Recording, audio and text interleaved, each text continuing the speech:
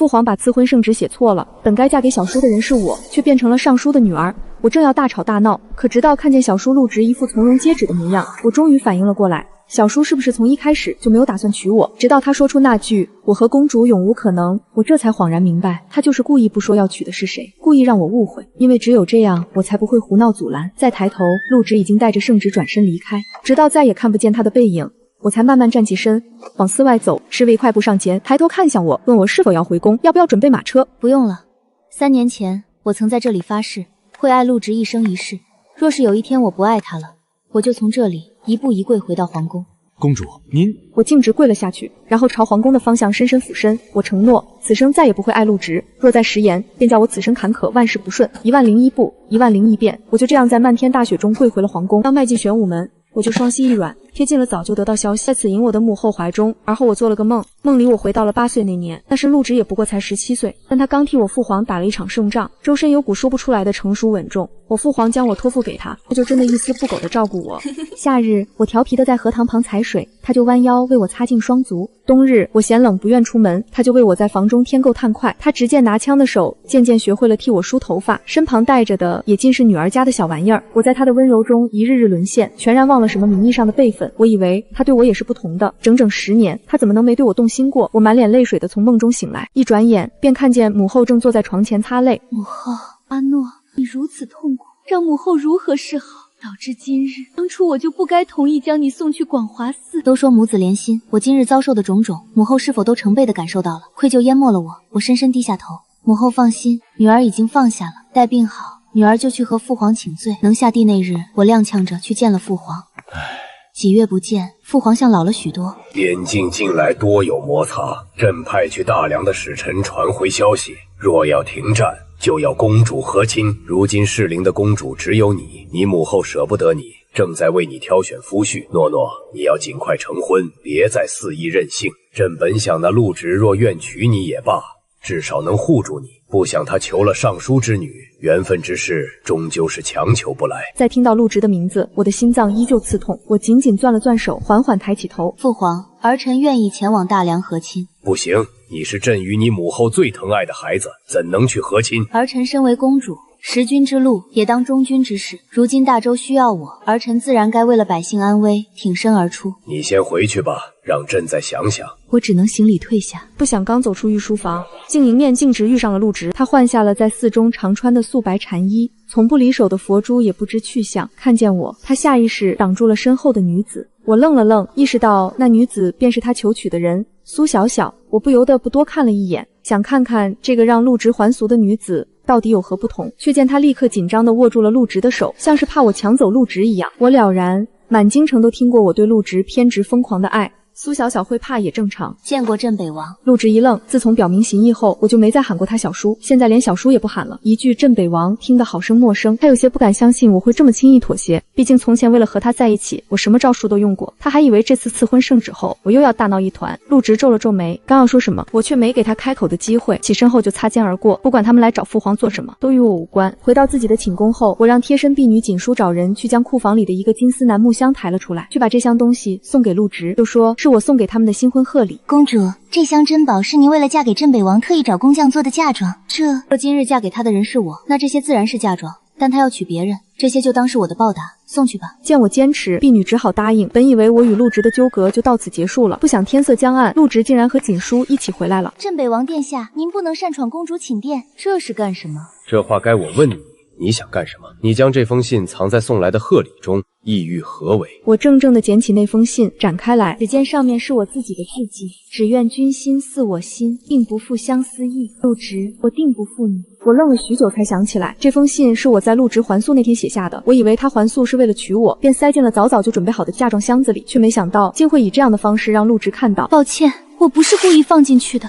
小小看见这个，以为你是在威胁他。他本就文静胆怯，如今更加担忧惊惧。你现在马上跟我去和他赔罪。他伸手就来扯我，我下意识退后一步，导致他没握到我的手腕，反而扯断了我腕上的佛珠。绳子断了，佛珠洒了一地。我的心口猛地一滞，就像是被什么狠狠捶了下。这串佛珠是5年前陆直亲手为我做的。那年我贪玩独自上了山，差点从悬崖上摔下去。陆直第一次对我生气，任凭我怎么求饶，也狠心地将我关了禁闭。后来我才知道，在我被关禁禁闭的时候，陆植也将自己关在了禅房。他亲手雕刻了这串佛珠，并该戒49天为其开光，只为护我平安。陆植眸色晦暗，刚想说什么，就被门外赶来的王府侍卫打断。殿下，苏姑娘突发心悸，连药都喂不进。他转身就走，没有再回头看着满地的佛珠一眼。公主，奴婢马上去找工匠修好它。不用了，连希望我平安的人都不在了，还要这凡物有什么用呢？屋内一片寂静，只有木珠被火燃烧裂开的滋滋声，烟雾丝丝缕缕升起，很快就散了。就像我这些年来对陆植的执着，忽然就散尽了。3日后是大周3年一次的祭天大礼，按礼仪规矩，父皇要站在仪仗队最后的祭台上，环绕成数十圈，以此祈祷国泰民安。没想到却出了意外，在绕成第3圈时，父皇手中的香莫名断裂，仿佛连上天都在示意，若两国交战，大周恐难撑过这次变故。这一不祥的征兆让祭祀只能草草结束。我看着父皇脸色难看的回了宫，我独自追了上去，走进御书房，我再次跪下。父皇，请您让儿臣去和亲吧，我一个人就能解决的事情，何必要劳民伤财，让战士们在沙场上流血受累？您是一国之君，是天下人的君父，不是儿臣一人的君父，还请父皇下旨。父皇怆然地看着我，沉默良久。他终是同意。朕之爱女承诺，姓纯良，貌端庄。公主身负家国之责，今朕下此旨意，封公主承诺为长安公主，远嫁大梁。至于日子，就定在10日后，下个月初8吧。祭祀后便是宫宴，我与父皇一同前往乾清宫。刚走入席间，便听见几人议论：听说了吗？什么？那陆老将军居然也被招回来了？这苏小小也真是好命，当初公主追镇北王追的那样声势浩大，所有人都以为陆植会迎娶公主，没想到他丝毫不将皇家威严放在眼里，转身就要娶苏小小。那陆植和苏小小是青梅竹马，10年前就约定了会回来娶她，情比金坚着呢。我脑中空白了一瞬，陆植突然起身：启禀陛下，微臣有一事相求。你说。臣恳请陛下在臣大婚前1日将公主送至广华寺。朕有一事正要宣布，下月初8，朕的公主诺诺。父皇，儿臣愿去寺庙为家国百姓祈福。陆植意外地看了我一眼。这3年来，我追逐陆植闹得轰轰烈烈，让皇室蒙羞。这次我想安安静静的走，和亲的事儿也就没必要大张旗鼓了。父皇读懂了我的意思，我点点头，回到母后身边。从始至终，我都没有再看陆植一眼。宫宴结束后，我回到寝殿，景叔替我更完衣后，我就让他退下了。我的目光一寸寸扫过屋内，因为幼时便去了广华寺。宫中我的东西并不多，几个箱子里装的都是侍卫刚从广华寺搬回来的东西。我一箱箱打开，看看能够带走什么。最后一个箱子里放着一卷卷纸轴，那是陆植给我画的画。我幼时瘦弱，每当有一点变化，或是长胖了些，或是脸色红润了些，他都会画下来，说是让我留着以后看看。从8岁到15岁，我的7年都被陆植看在眼里，描绘在画里。最后一幅画是陆植在我15岁及笄当日所作，我穿着他的找绣娘定制的衣裙，带着他找工匠打造的独一无二的首饰，笑容灿烂。他对我那么好，仿佛将我当作掌上珍宝，我怎么能不心动？锦书，把这些画都拿到院子里烧了。公主，您就算放下了心中执念，也没必要将这些画烧了呀。这画上画的可都是您，您还要长命百岁，烧画不吉利的。点火吧。侍卫点燃了火折子丢进去，火焰很快就烧了起来，一点点吞噬了画上的我。看着它们化为灰烬，那在我心中难以割舍的10年，似乎也变得模糊了起来。承诺，你在做什么？我还没回头，陆植已经走近。他看见火堆里飘出来一小片被烧得焦黄的纸，隐约可见画中轮廓，瞳孔紧缩，下意识伸手想要抢救最后一幅画。为什么要把画烧掉？窜高的火苗烫红了他的手指，不明白他为什么就这些画。烧干净了，我和过去才断得干净。这不是小叔想要的吗？天色已晚，小叔到我宫里来有什么事吗？你那么干脆的同意去广华寺，是不是还有什么别的打算？小叔可以放心，我绝对不会破坏你的大婚。如果你不相信我，可以亲自送我去广华寺。时候不早了，小叔早点回去吧。锦书，送镇北王出去。说完，我就转身回到寝殿，说再多也是无用，只有真的当那天到来时，他才会相信我是真的放下了。怎么了？公主，那镇北王太过分了，他给苏家小姐的聘礼竟然足足有168台，您身为公主，最多也只能有120台嫁妆。因为和亲，皇上和皇后又疼您，才破例特意给您增加到了150台。他怎能让那苏小小凌驾于您之上？你怎么知道的？外面都传遍了。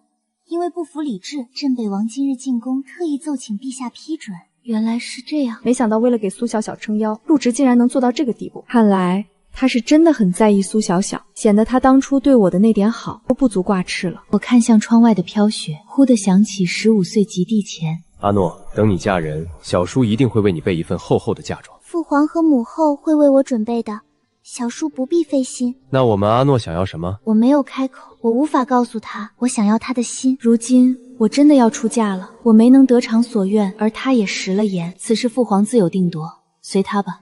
御花园里的梅花是不是都开了？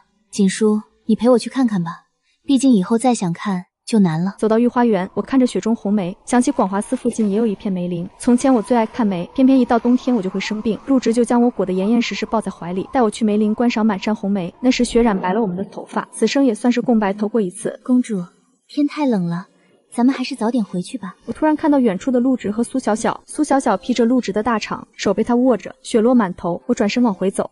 公主，您真的不打算告诉镇北王您要去和亲的事吗？这一别，往后就再难相见了。我刚想回答，陆直突然出现在我身后不远处。什么和亲？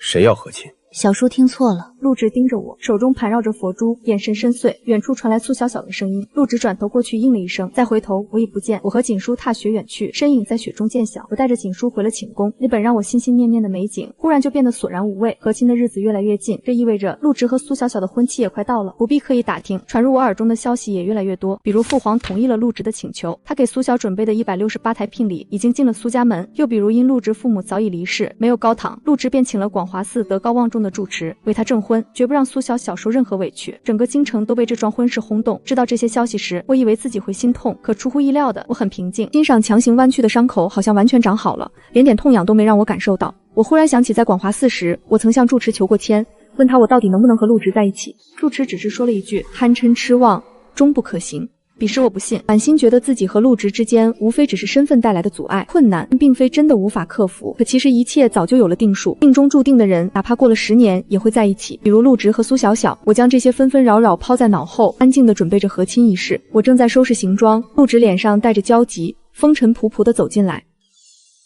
诺诺，小小忽然高烧不退，我需要你手上那颗丹药，只要你肯给我，你想要什么，我都可以答应你。他要的那颗丹药是父皇留给我的保命丹药。当年因为我体弱多病，父皇举国之力找齐了秘密药方中的3副药材，炼成了3颗丹药。如今只剩下最后1颗，是我要带到大梁去的，是我最后的救命药。只是高烧，让宫中太医去看看。什么叫只是高烧？小小从来没生过病，这一病一定很严重。我不愿看到他多受折磨，更不想因此耽误我与他的大婚。待到我大婚之后，我会用尽全力再帮你寻找那些药材，再次为你炼药。你是公主，总归不会出事，但小小不一样，我亏欠她太多。我心头一震，手脚冰冷。陆直很清楚，这药对我来说更重要，但他仍旧开了口，选择了苏小小。锦书，将药拿来，赠与镇北王。公主，这万万不可，您没有时间。去拿。我知道他想说我没有时间再等一次炼药了，但尽管如此，我还是要给。小叔不必再为我做任何事，今日给了这丹药，就当是还了这些年小叔照顾我的恩情。小叔快回去吧，苏小姐，小婶还在等着你。你何时启程去广华寺？半个时辰后。好，等大婚结束，我亲自去广华寺接你回来，到时我一定会再为你炼制你需要的丹药。说完，他便走了出去。公主，您到了大梁那边还不知道会是什么情况，那药对您那般重要，您不该给的。这10年来，我欠他良多，如今算是两清，我也不用在心里惦念着什么，没有牵挂，没有亏欠，我也能安安心心前往和亲。走吧。锦书动作轻柔地为我披上大氅，我抬头望向远方，眼神坚定中带着不舍。我看到父皇和母后站在大门前，扔掉大氅扑向母亲怀中。我的儿啊，死去今年，母后还能再见到你吗？我红了眼眶，紧紧回抱母后，因为我很清楚，我这一走就可能再回不来了。大梁与大周离得那样远。母后，父皇，儿臣走后，还请你们保重身体。儿臣相信，终有一日，儿臣定还能回来与你们相见。我起身，头也不回地走向马车。漫天大雪覆盖了我的来路，也模糊了我的前路。从此山高水长，与君长绝。陆直站在床边，看着太医给苏小小喂药，神情淡漠。阿直，你没事就好，再多休息下吧，不要误了明日的大事。陆直转身离开，走向门口。苏小小失望地看着他的背影，手悬在空中。明日是我们的大喜之日，你却连一个笑容都不愿给我吗？各取所需罢了，你想要的我会给你，往后我也不会亏待你，但有些事强求不来。陆直突然转过身来，我知道你我青梅竹马的谣言是你故意散布出去的，我不追究，但以后别再做这种事。说完，陆直拉开门大步走出去。陆直从苏府大门走出，侍卫迎了上来。王爷，公主已经启程去了广华寺，不过奇怪的是，护送的队伍格外长，似乎还带着不少东西。什么东西？天色太黑，属下没能看清。找几个人盯着广华寺，有什么动静立刻来禀报我。是。陆直骑马进入王府后下马，府内寂静无人，他走向院中梧桐树。陆直站在梧桐树下，抬头望天，他神情凝重。一夜未眠，天色渐亮，下人走来对陆直说：“王爷，吉时已到，该出门了，走吧。”说罢，陆直就去殿内换结婚礼服。王府大门敞开，迎亲队伍锣鼓喧天。陆直身着大红喜衣，翻身上马，坐在马上。陆直眼神深沉，一丝不安，望向远处。陆直骑马前行，突然勒马，看向告示栏，去看看那是什么。侍卫跑向告示栏，看完后回来，支支吾低头道：“王爷，不是什么大事，吉时已到，您还是先出发去迎亲吧。”陆直翻身下马，大步走向告示栏。奉天承运，皇帝诏曰：自有大梁之王，连年侵扰我大周疆域，我国以仁义为本，推崇和平，特赐公主远嫁，以结友好，遂选定公主承诺，册封为长安公主，远嫁至大梁，钦此。承诺去和亲了？怎么可能？和亲这么大的事儿，承诺怎么可能瞒着她？她是大周唯一的嫡公主，身体又弱，性子又娇，怎么敢孤身一人去大梁？何况承诺那么喜欢她，她不会同意去和亲。可告示上明晃晃的玉玺印章，做不得假，也无人敢作假。突然，他又想到原本大梁在边关蠢蠢欲动，却又突然熄火的事，心里愈发不安。想到这，陆直飞身上马，动作迅猛，眼神决绝，策马而去。王爷，王爷！迎亲队伍乱成一团，有人呼喊王爷，可他头也不回，仿佛没听到。骑马冲出人群，陆直勒马于城门前，拿出令牌对守城将士说：“开城门！”王爷，不是我等不放你走，是陛下吩咐过了，不让您走。若是您执意要出城，一律按照抗旨处置。我们也只是听令行事，请您莫怪。陆直眉头紧皱，眼神中闪过不甘，但无奈调转马头，骑马朝皇宫方向而去。陛下，臣听闻公主已经前往大梁和亲，此事是真是假？真的如何？假的如何？阿直，这和你并无关系。陆直张了张嘴，欲言又止。是真的，诺诺是主动请命去和亲的，你不用担心。朕派了很多人保护他。陆直心里惊诧，他们见了那么多面，他竟然一次都没有对他提过，他为什么要这么做？陛下，现在还有时间，我骑马过去的话。阿直，别忘了今天是你大婚之日，你得为你的妻子着想。陆迟的话堵在喉中，眼神黯淡，陷入沉思。陆直回忆起几年前在寺庙中的时候，有僧人告诉他苏小小放出消息，说要等他10年。陆直听到后眉头微蹙，若有所思，停下动作。之后陆直回到苏府庭院中，苏小小从屋内走出，红着眼睛低声说道：“我并未想过以此逼迫王爷，实在是因为我也无计可施。”什么意思？我天生身体有恙，无法生育。这消息若是被人知道，我这辈子都是要被戳着脊梁骨的。又有谁会娶一个不能为家族开枝散叶的女子？那你更不该和我说。因为我看得出王爷并不喜欢我，您甚至都没打算成亲，对吗？我原本想的是先借着您当借口，拖着拖成了老姑娘没人娶了，大概也就不用再担忧了。可既然你没想过成亲，为何不考虑我呢？生孩子与否你也不在意，而我也只是需要一个屋檐，能替我遮遮风雨。陆直沉默，若有所思。我知道王爷苦于公主的纠缠已久，和我成亲是个不错的选择，既能绝了公主的心思，也不用担心其他人想为您做媒。您离开京城太久，或许不知，现在已经有不少人在盯着这镇北王妃的位置了。就算您不松口娶妻，那公主呢？您一日不娶，她就一日不会放弃。所以，王爷不如娶了我，您的事情我都不会插手，也无需为我多费心神。他不得不承认，苏小小是对的。好，我答应你。阿直，赐婚前朕就问过你有没有想清楚，你说你想清楚了，怎么现在这是后悔了？陆直张了张嘴，想要说什么，却被父皇打断。行了，此事已成定局，莫要多想。诺诺已经和亲，你也大婚在即，不要再多生事端。今日你的失格，朕可以既往不咎。朕会传旨，你是替朕办事去了，不是有意耽误大婚。阿直，想想你的身份，再想想历代镇北王的职责。朕还有事，你先退下吧。是。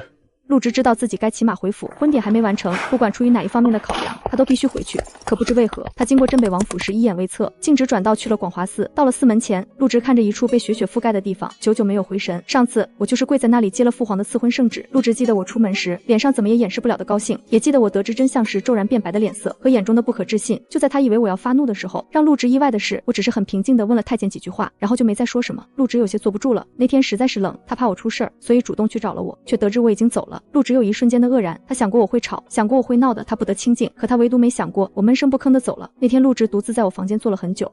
原本他还俗的仪式定在了次日，不知自己出于什么心思，他提前简单办了还俗仪式，离开了寺庙。陆直骑马赶到城门口时，却看见了早已离开的我，一步一跪地进了城门。我的头发、眼睫还有眉毛已经结了层薄冰，可我像是感觉不到冷一般，机械地动作着，神情麻木，像是被操控的木偶。陆直不明白我为什么要这么做，就在他疑惑的下一秒，就看见我再一次跪下叩拜，声音微弱却又坚定地说：“我承诺，此生再也不会爱陆直。若再食言，便叫我此生坎坷，万事不顺。”只一瞬间，纷纷扬扬的大雪好像落到了他的心里，寒冷刺骨，清楚地感知到了心慌，还有那些说不清道不明的心疼。陆直下了马，悄悄跟着我，陪我淋了同一场雪。第二天果不其然，宫中传来我病重的消息。陆直顾不得自己也着了风寒，将自己10年来积攒的所有关于我的经验全部写下。可当他真的一字一句写下那些我的小习惯和偏好时，陆直不知道自己到底是舍不得这个早就成为了亲人的人，还是舍不得其他，他自己也不清楚。只是不论什么时候，他都希望我好好的将写下的书册交于逝者送进宫的那一刻起，陆直清楚地感知到，承诺这个人以后就由不得他操心了。还俗后，陆直借口生病在家休养，没有去面圣。等到我已经病愈时，他才叫上苏小小，以叩谢皇恩的借口进了宫。如他所料，他遇到了我，他看上去瘦了很多。陆直下意识想开口问问我的身体恢复的怎么样，一旁的苏小小却递给了他一个眼神，他这才如梦初醒，顺势装作和苏小小很亲密的样子。我走上前去，规规矩矩行礼，然后转身离开。看着我离开的背影，陆直心里不是滋味，说不上来的欲堵。不该是这样的，他从来没想过我们会走到这样陌生的局面。他只是想让我死心后继续乖乖的当他的小辈，他会和从前一样照顾我。没想过我会后退到这样恭敬的距离。一阵寒风袭来，陆直收回思绪，眼前既不是皇宫，也没有承诺。他推开寺庙的门，找到了我的房间。我走得突然，看看带走了自己的东西，房间里剩下的其他小玩意儿，大多是他送给我的。陆直看着这些，似乎能看到过去我收到礼物时开心又惊喜的表情。一切如旧，屋子的主人也像是和从前一样，出去玩完了很快就回来。可是没有，我再也没回来，也再不会回来。这时王府侍卫突然推门进来。王爷，您昨日突然离开一夜未回的事，今早在京中闹得沸沸扬扬。王爷，苏家的人已经登门来要个说法了，王妃正在应付，说让您快点回去。陆直皱紧了眉，这才想起还有这一件事。这门婚事在他看来只是各取所需，不曾上心。他确实后悔了，成亲的太过草率，现在要处理这一连串因为苏小小而带来的事情。好。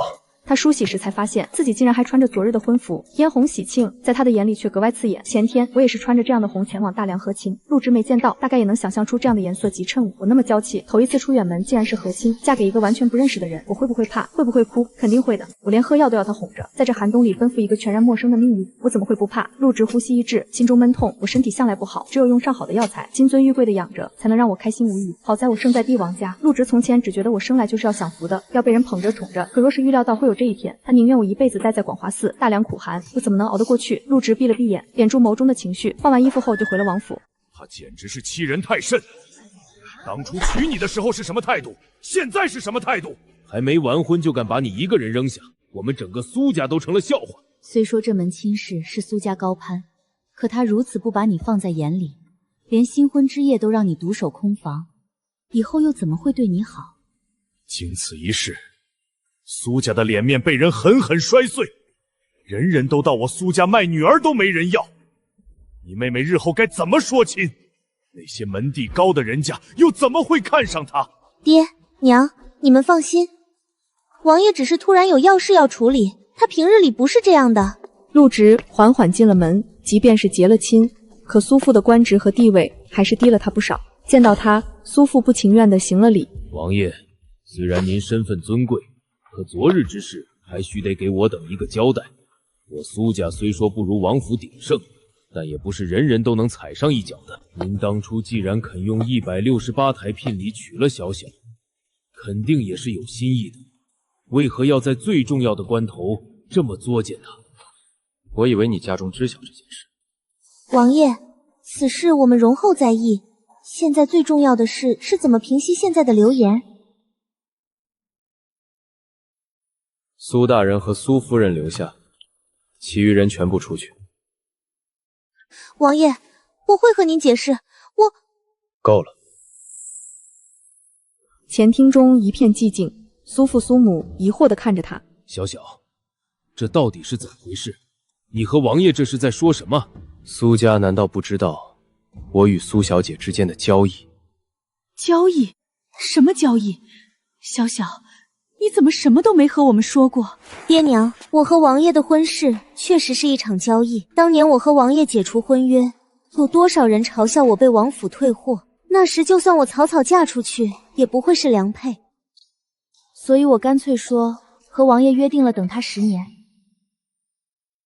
这事儿王爷不知晓，是我自己撒的谎。我和王爷成亲，一方面是我的谎言已经兜不住，另一方面是王爷需要一个王妃，所以才有了这个交易。此事是我的错，王爷他本也不需要为我做什么，还替我全了脸面。昨日他也是有要事去办，怪不得他。说完，苏小小没看他们，而是将哀求的视线转向了陆植，他在拜托他隐瞒其他的真相。陆植瞟了他一眼，没说话。苏父苏母哑然无声，似乎没想到一向知书达理的女儿怎么会有这样的做法。他们看了看陆植，又看了看苏小小。罢了，你既然已经想明白，我和你母亲也就不再管这些事，以后你自己走吧。王爷，今日之事是小女做法欠妥，请您恕罪。小小她平日素来懂事，这次虽然是错了，还请您多担待。苏父苏母道完歉后转身走了。偌大的王府前厅只剩下陆植和苏小小。你刚刚还在撒谎，苏家不知道你身体有恙，无法生育。此事放在任意一名女子身上都不好说出口，哪怕是我亲生父母，我也不曾告知。今日多谢王爷为我留了一些颜面，我会去求皇上与你和离，那些聘礼就当作是补偿，你的嫁妆也全部带走。有了这笔钱，你就算不嫁人也能过得不错。王爷这是要与我和离？怎么好好的突然要和离？王爷，我们昨日才拜堂，那些流言我会澄清，绝不会干扰到您。我们还未真正形成婚礼，算不上和离。而且你隐瞒了多少你自己心里清楚，既然一开始不曾坦白，那这交易当然也不作数。王爷，此事到此为止。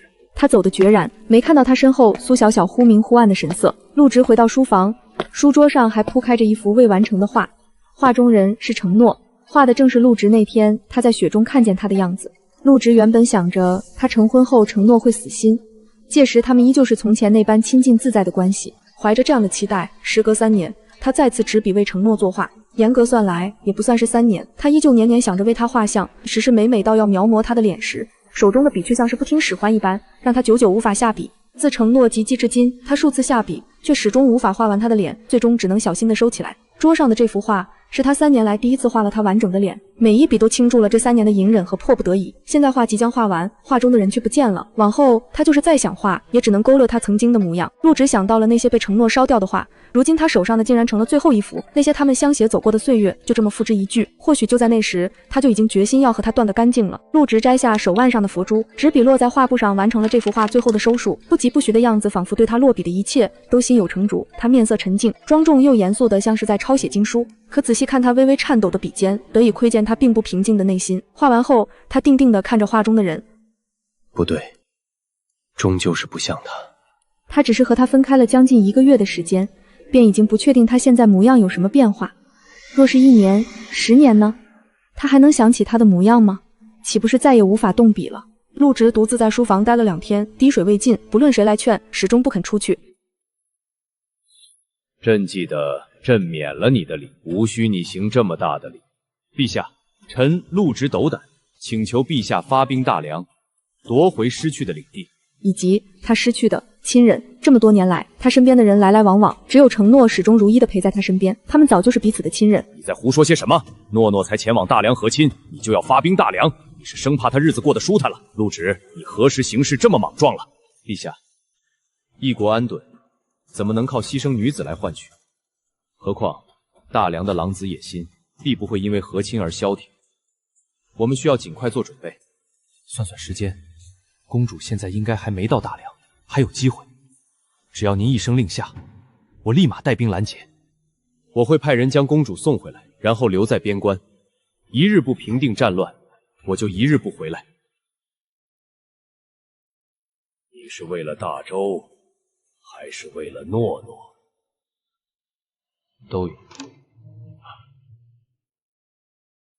阿芷，你别告诉朕，你真的喜欢诺诺。我不知道。不知他自己对承诺强烈的牵挂源于哪里，不清楚自己对他超越正常辈分界限的在意意味着什么。他们相伴了10年，他看着他从瘦弱病弱长到灵动鲜活，守着他一次次闯过病痛难关，看着他的性格愈发明媚张扬，他就那样长久而专注地护着她，既是长辈对晚辈的照拂，却又多了几分连自己都未曾察觉的珍视与偏爱。所以在知道承诺喜欢他时，陆植除了慌乱之外，还有几分无措。他不知道该怎么面对这份炽热的心意，更不知道怎样化解这看似荒唐的局面。他学的诗书礼义教他克己守礼，他修的佛法让他戒贪戒吃，世俗的身份与眼光更像一张无形的网，将他牢牢困住。他是天子近臣，是皇帝托付女儿的挚友，若是与承诺走到一起，只会惹来天下人对皇室纲常的非议，更无法面对皇帝的信任。陆植身为男子，或许过些时日便可将此事淡去，可天下对女子向来苛责，承诺身为公主，往后只会被流言蜚语缠绕，这绝非他所愿。他始终觉得承诺天生就该被捧在掌心，不染尘埃，所以他选择了最决绝的方式，用一场交易来斩断他的念想，却没料到这反而将他推向了更远的地方。陛下，我对公主动了心。你知道你在说什么吗？微臣知道，您要如何处置我都无妨，只求陛下允我带兵前往大梁，接回公主。如今车队尚未到达，一切还来得及。哼，不可能！君子一言，驷马难追。和亲之事已然昭告天下，岂能轻易反悔？何况这是诺诺主动请命，他若不愿，朕绝不会强求。阿迟，你该看清现实，你们早就不可能了。来人，镇北王严刑无状，禁足3月，小惩大戒。你怎知诺诺去了大梁会过得不好？说不定有人早已在那边等着他。陆植动作一顿，满心疑惑，皇帝这话是什么意思？难道大梁那边有人专门在等承诺？不等他细问，御前侍卫已上前，恭敬却强硬地将他送回了镇北王府。看着府门前守着的侍卫，陆植心中了然，皇帝早已料到他会有异动，这是断了他前去阻拦的可能。王爷，这是怎么了？陆植这才想起自己还未向皇帝提及与苏小小和离之事，可看皇帝今日的态度，怕是巴不得他与承诺彻底划清界限，自然不会同意他和离。一边是君臣忠义，一边是心头牵挂，他陷入了两难之地。陆植忽然转身走进书房，打开书桌旁的柜子，里面放着一个金丝楠木箱子，掀开箱盖，里面是些女儿家的首饰头面，还有一叠叠写满字迹的纸条。这是承诺当初为自己准备的嫁妆，那些纸条上是他写给陆植的情诗。那日收到这份贺礼，他一眼便认出了这些东西的来历，毫不犹豫地将其留下，换了其他财物给苏小小。他怎能容忍承诺的一片心意落入旁人手中？陆植一张张翻看那些情诗，字里行间的羞涩与炽热，仿佛能让他看到承诺写下这些时的模样。他清楚地记得自己当初是如何利用这份深情，一步步逼他死心，伤害他从来都非他所愿。可他终究还是做了最伤人的事。箱子底部静静躺着一颗佛珠，那是那日争执时从断裂的串珠中滚落，无意间掉进他衣袖带回的。这串佛珠是他亲手雕刻，斋戒49天为其开光，只为护他平安，如今却也毁在了他手中。陆植在府中消沉了2日，直到一缕冷香飘入鼻尖，他才缓缓回神。王府的梅开了，我看您喜欢，便摘了些来。王爷，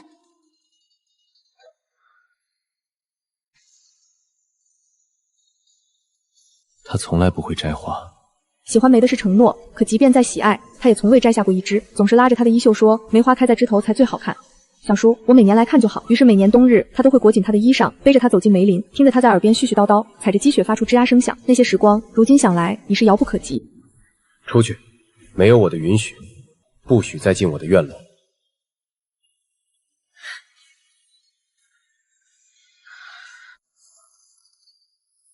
是。王爷喜欢公主，可您想过吗？这份情谊若是被大梁知晓，只会给他带来祸患。你们朝夕相处10年，若是被人揣测有逾矩之事，天下人会如何看待公主？怕是会说她在广华寺中亵渎了神佛清规。滚出去！苏小小走后，书房内只剩下他一人。他的话像一根毒刺，扎进了他最担心的地方。他一直想护承诺周全，让她永远做高高在上的公主，不受半点非议。可他所做的一切，却似乎都在将他推向风口浪尖。陆植叫人拿来一壶烈酒，自他修佛以来便未曾沾过酒，如今却只想借酒消愁。只有在醉酒之时，他才能在梦中见到承诺，哪怕梦中的他对他冷眼相对，他也甘之如饴。不是说了，没我的命令，谁也不准进来。小叔，你娶我好不好？好。你要记住你说的话。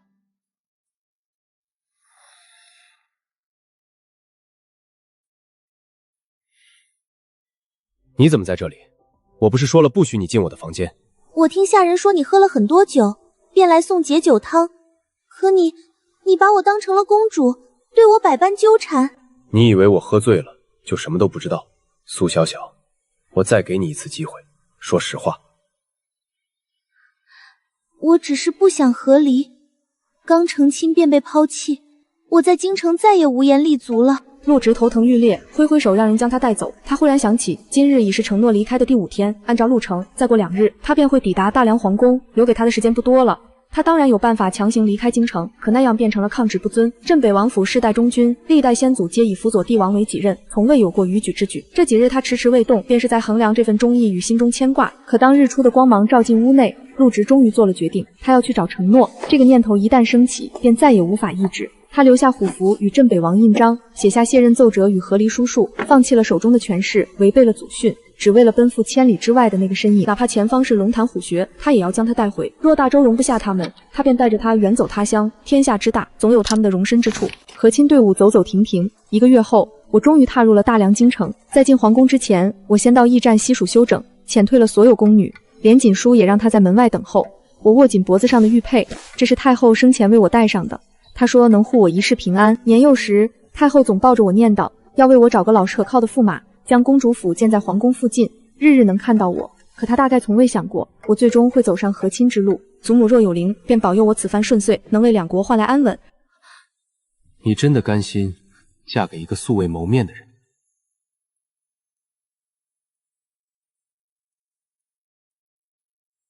陆直，你怎么来了？他上前一步，紧紧握住我的手，掌心的温度炽热而滚烫。你还没回答我，是不是真的愿意留在这里？这是我的决定，与你无关。我挣扎着想要抽回手。你快走吧，这里是大梁京城，若是被人发现，你我都性命难保，甚至会挑起2国战火。陆直却笑了，眉眼舒展，带着一丝释然。阿诺，你在担心我？你叫我什么？我愣住了，他已经许久未曾这样唤过我的小名。阿诺，我从未想过要赶你走，只是希望你能对我死心，我们能回到从前。可现在我才明白，我做不到。这次来，我是要带你走的。我气急反笑，我凭什么跟你走？你要让我成为大周的罪人吗？镇北王府满门忠烈，你就不怕辱没了先祖的名声，成为抗旨叛国的逆贼？陆直的脸色白了一瞬，却依旧没有松开我的手。我会解决一切，把你送回大周，我便留在边关平定战乱，或是我们一起留在边关，远离京城的纷扰。阿诺，我喜欢你。这句话是我曾梦寐以求的答案，可此刻听来，心中却毫无波澜。太久了，我等这句话等了太久，久到我已经不需要了。事情已成定局，我不会跟你走，大梁不会轻易开战，和亲能换得一时安稳，这便够了。你曾说会永远陪在我身边，可你也食言了，我又怎能奢望其他？陆时，你不要再胡搅蛮缠了。他愣住了，这是我第一次用胡搅蛮缠来形容他，从前这是他对我的评价。主，准备好了吗？该去皇宫了。你快走吧，再不走我就来不及了。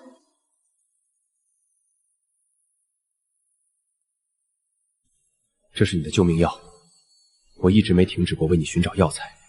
这3枚丹药能护你周全。苏小小那边，我从未真的将你的药给她，只是做戏给你看。你留在嫁妆里的情诗，我也一直妥善收好，从未让旁人见过。别说了，快走。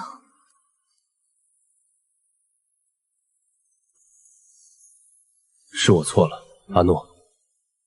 若有一日你想回来，我一定在。我瘫坐在椅子上，背后冷汗涔涔，直到确认他安全离开，我才打开瓷瓶，里面果然是3枚丹药，还有一张纸条，上面写着：阿诺，我会带你走。我将纸条点燃，看着它化为灰烬，将瓷瓶藏在隐蔽之处，整理好衣物，跟着使臣前往大梁皇宫。宴会厅内，我拜见了大梁皇帝与皇后，也见到了我的和亲对象三皇子萧玉。久仰公主大名。他是大梁的战神，此次边境摩擦便是他在领兵，可他看上去清俊温润，全然没有武将的凌厉，反倒带着几分书卷气。我心中微怔，想起自己在大周的名声，一时不知该如何回应，只得微微点头示意。和亲事宜早已商定，所有流程都已准备妥当。3日后便是吉时，我被8抬大轿抬进了三皇子府。夜幕降临，窗外传来一声轻响，是小石子砸在窗台上的声音。我知道是陆直，他从清晨便一直在附近徘徊，想找机会见我。今夜是我的洞房花烛夜。小叔是想在此听墙角吗？窗外瞬间没了动静。说完这句话，我自己也愣住了。这般伤人的语气，竟与当初陆直拒绝我时如出一辙。深夜，萧玉应酬归来，挑开我的盖头，眼中闪过一丝惊艳。我低下头，装作害羞的模样，心中却有些忐忑。出乎意料的是，他并未靠近，只是洗漱完毕后，轻轻躺在床的外侧。睡吧，明日还要进宫谢恩。我僵硬地躺着，久久无法入睡。放心，我们不熟，慢慢来就好。他的话语带着安抚的力量，我紧绷的神经渐渐放松，缓缓沉入梦乡。一墙之隔，陆直守在树下，看着婚房内逐渐暗淡的烛光，心如刀绞。他等到深夜，直到确认屋内再无动静，才落寞地引入黑暗。他清楚地知道，从今夜起，承诺便是大梁的三皇子妃，他再也没有理由靠近他了。可心中的执念却怎么也放不下。次日清晨，我与萧玉一同进宫谢恩。梳洗时，我看到他割破了手臂，将鲜血滴在白帕上。你这是为何？宫中是非多，这样做是为了以防有人借子嗣之事刁难你。身为皇子妃，为皇室开枝散叶是你的本分。老三至今无子，你要多上点心。太后有所不知，太医说我体虚，子嗣艰难，强求不得。太后脸色一沉，挥挥手将我们赶了出去。只是权宜之计，以后他不会再为难你了。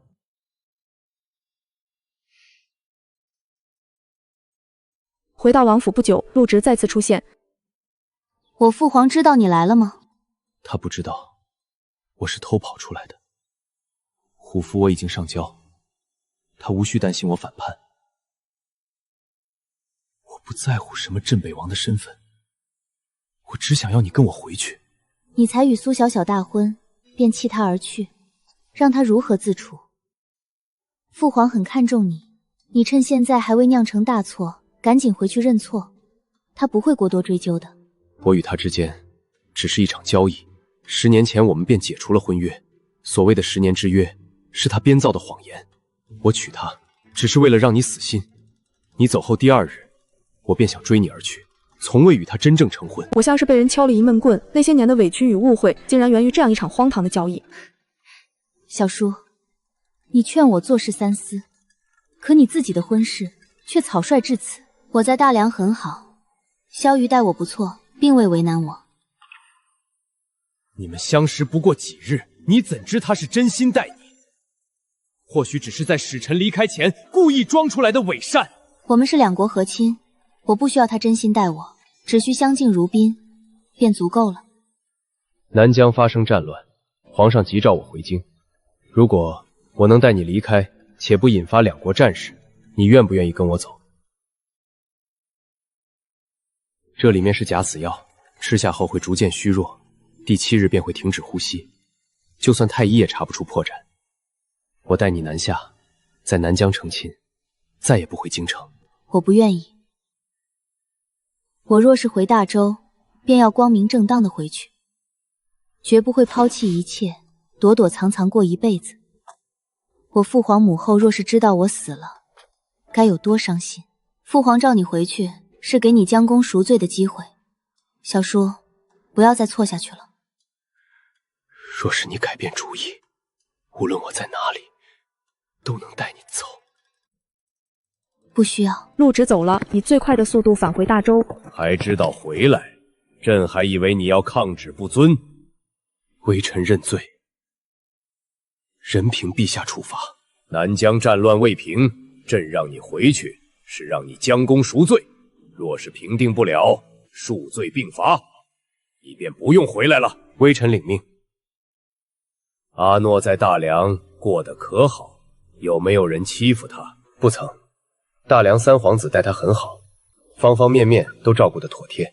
这1个月来，他一直暗中观察萧玉对承诺的好，并非作假，那份细致与珍视是他从未给过的。那就好。你以为萧局是第一次见诺诺？陛下此话何意？阿诺8岁那年，大梁派使臣来朝贺，萧瑜便在其中。当时大梁皇室有人想除掉他，还想栽赃给大周，将他推进了水里。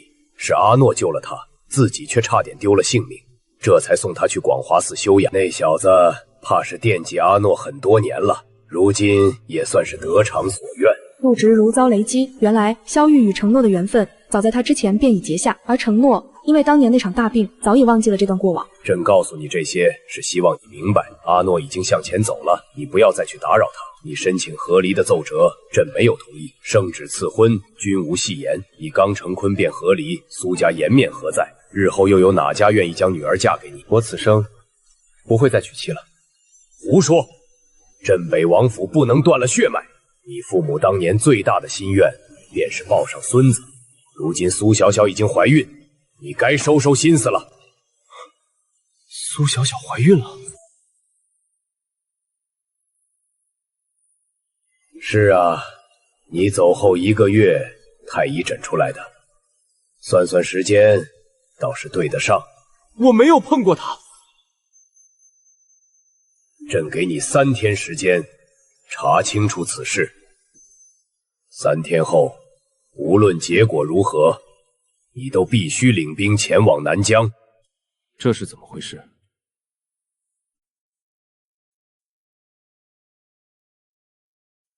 王妃说闻着梅花香味想吐，便让下人砍了。王爷，小世子要紧，您不必为了几棵树与王妃置气。你很关心王妃？不曾。做好你分内之事，不该管的，别多问。王爷回来了。孩子是谁的？我从未碰过你。谁能证明呢？那日之事，只有你我2人知晓。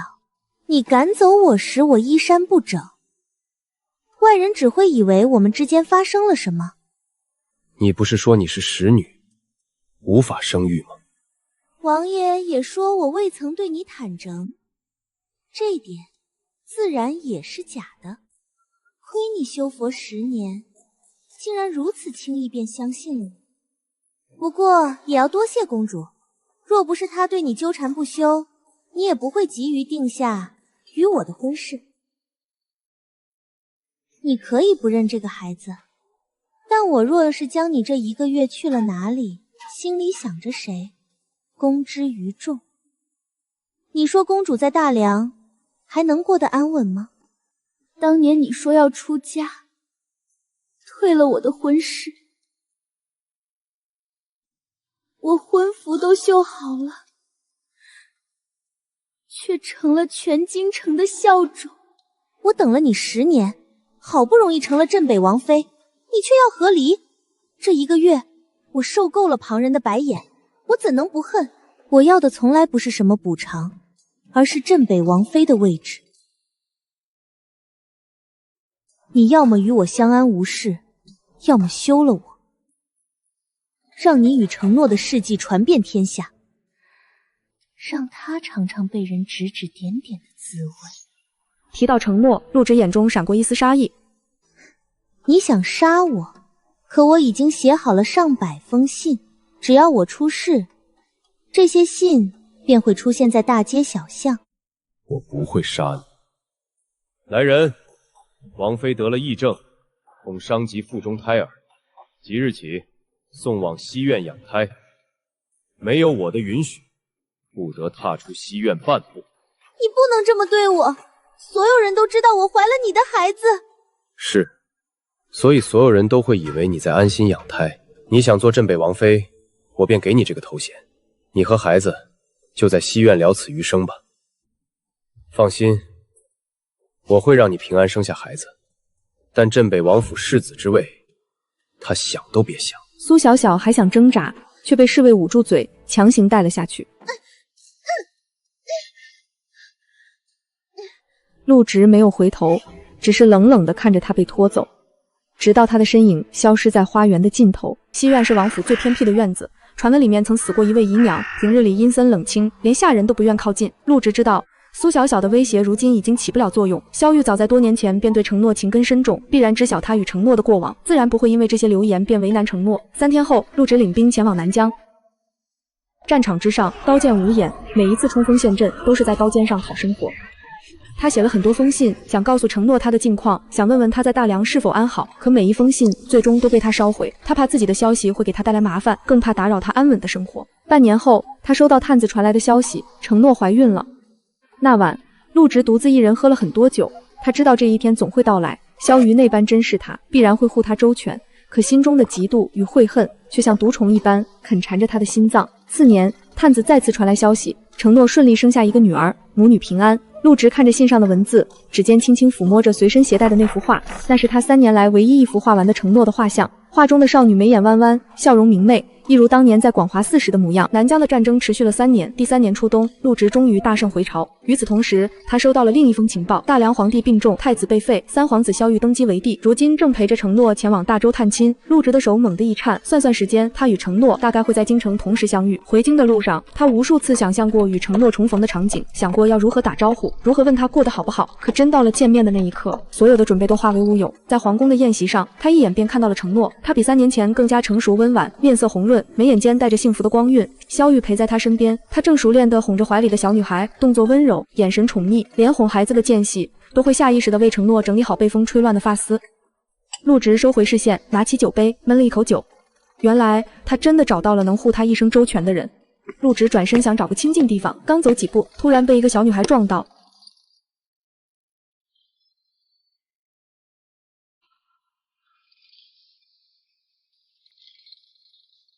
你叫什么名字？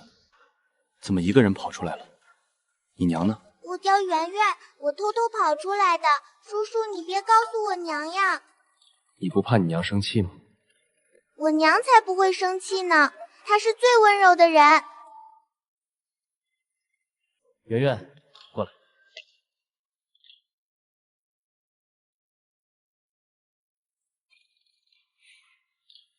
你胆子不小，敢以帝王之尊，孤身陪他回大周。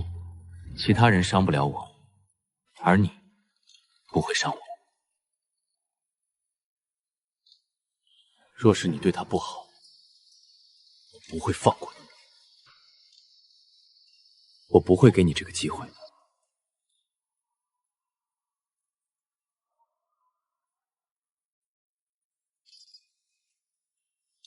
恭喜你，得了个乖巧可爱的女儿。礼物我已经让人送到你宫中了。多谢小叔，我先过去了。好，多保重。陆直站在原地目送，承诺转身走向殿内，陆直则朝着门外走去，一步之隔便是2个世界。陆直回到王府，新上任的管家连忙迎了上来。至于从前那个与苏小小勾结，意图谋夺王府财产的管家，早已被他处置。他独自走到西院，院子里杂草丛生，一片荒凉。苏小小独自一人站在院中，形容枯槁，早已没了往日的模样。不用装了，我知道你没疯。1年前，府里便传来苏小小疯癫的消息，他心中早已明了，只是未曾理会。你来了，签了他，你可以带着补偿离开。往后想去哪里，做什么，都与我无关。若是不签，便一辈子待在这里，装聋作哑。承诺和萧雨很恩爱，你就算出去胡说八道，也没人会信你。陆直，你对承诺呵护未知，为何对我这般绝情？我这辈子大半的时光都耗在了你的身上。我从未让你在我身上浪费时间，也给过你足够的补偿。是你自己贪婪，执意要做镇北王妃，怨不得别人。是我贪心，可你也不会有好下场。你这辈子注定孤独终老。他猛地从怀中掏出一把匕首，朝着陆直刺去。可他常年被关在西院，身体虚弱，陆直轻易便避开了。趁我还没反悔，赶紧走。你会遭报应的，孤独终老。苏小小走后，陆直独自一人在王府中徘徊。他让人重新种上了梅树，看着光秃秃的枝头，心中一片空寂。苏小小说的没错，他早就遭了报应。从他还俗，选择用一场交易来推开承诺的那一刻起，他便注定了永失所爱。翌日一早，陆直再次归还了虎符，递交了辞官奏折。他骑着马，独自一人前往广华寺。我知道你会回来。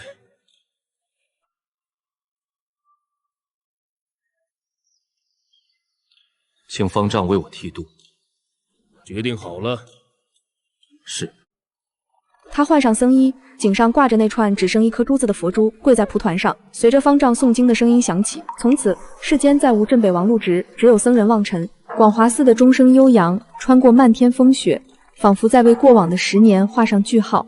那个曾经温润如玉的佛子，那个征战沙场的镇北王，终究还是回到了这座寺庙，伴着青灯古佛，了此残生。而千里之外的大梁皇宫，承诺正依偎在萧瑜怀中，看着窗外嬉戏的女儿，脸上露出温柔的笑容。过往的伤痛早已随风而逝，他终于找到了属于自己的幸福。山高水长，各自安好，或许便是他们之间最好的结局。